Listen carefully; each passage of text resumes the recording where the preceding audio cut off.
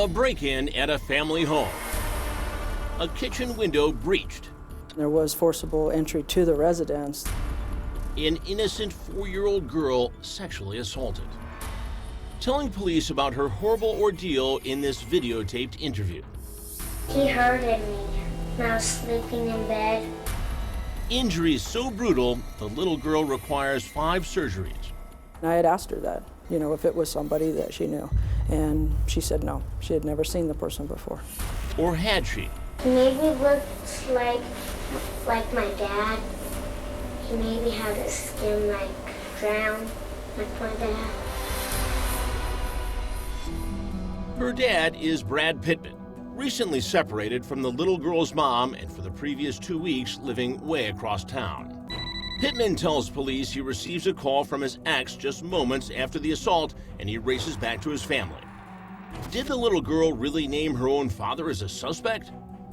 Pitman tells reporter Rob Lowe of our Denver affiliate KDVR it was a shaken 4-year-old's simple mistake. The word she used in the one interview was dark, like my dad. At the time I was framing houses, so I was really suntan. The evidence is on Pitman's side. Detectives pull a lone palm print from the break-in window. It's not Pitman's. And a timeline video commissioned by investigators proves he couldn't have committed the crime. It looks like Dad is in the clear. But then, months later, police and social workers re-interview the little girl. What the little girl says turns the spotlight right back on the man you'd least suspect. That's what my dad did it. What did your dad do? Hurted me. That's the male figure in her life that she knew at the time, so that's who she compares this individual to because it was a male that committed the crime. Cops didn't believe Pitman did it, and before the little girl pointed the finger at her dad, she had repeatedly said it was a stranger who attacked her. That's not nice for strangers to hurt little kids. Court records show social workers still recommend he pay an unbelievable price. Take responsibility for the sexual physical abuse, and Mr. Pitman is to participate in a psychological and/or sex offender evaluation.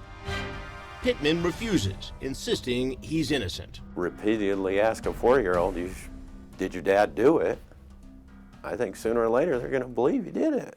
But the Department of Human Services takes the child's words and runs with them, filing a motion for termination of Pitman's parental rights to his daughter and baby son. All that despite the fact Pitman never spent a day in jail, was never even charged with abuse.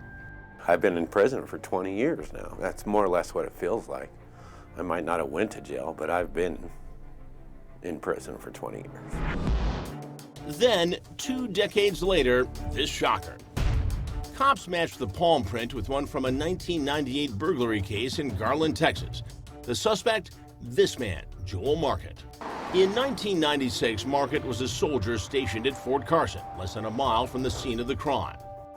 And Market resembles this composite sketch of an intruder accused of similar break-ins and assaults in the same neighborhood. His fingerprints were the only one on this window, so they could have ruled me out 20 years ago. Now, those prints are the physical evidence cops need to lock up the real abuser. Joel Market sobs as he's convicted of the decades-old crime and gets 24 years in prison. Is that justice for Brad Pitman? The entire family suffered from that. He didn't take anything from the house, but he robbed them of a life together. Reporter Rob Lowe cornered the head of El Paso's Department of Human Services and asked, is a conviction enough to right this terrible wrong? Do you think after 20 years, your department owes him an apology? I'm not going to share in the media, acknowledge that we even have an open case. It's not an open case. That's why you can talk about it. It's not an open case. Your department could apologize if it wanted to. Why not just simply say, I'm sorry? They messed up. I mean, admit you did wrong. What about the man now truly at the center of this horrible crime? Were Joel Market's courtroom tears remorse? Or did they get the wrong guy again? What I'm saying is, I didn't do it. Somebody did it, but it wasn't me. What would you say to Brad Pitman today? I feel his pain, but the right person needs to be brought to justice, not me. How would your fingerprint get on that frame? When I check for an apartment for my family, I check everything. I go through windows, I go through doors, I go through this, I go through that. That's right. Market claims his handprint got on the window while he was looking to rent an apartment years before. Joel, do you understand that seems very odd and suspicious? Why does that seem odd? That I check out apartments? Why don't you go when you go look for a place for your family? Don't you go and make sure that it's the best place possible for them? No, I don't go around the back and put my fingerprints on a frame. Okay, I want to end this interview right now. Authorities believe they finally have the right man in prison, but there's no happy ending for a dad who will never really know the true love of his own children.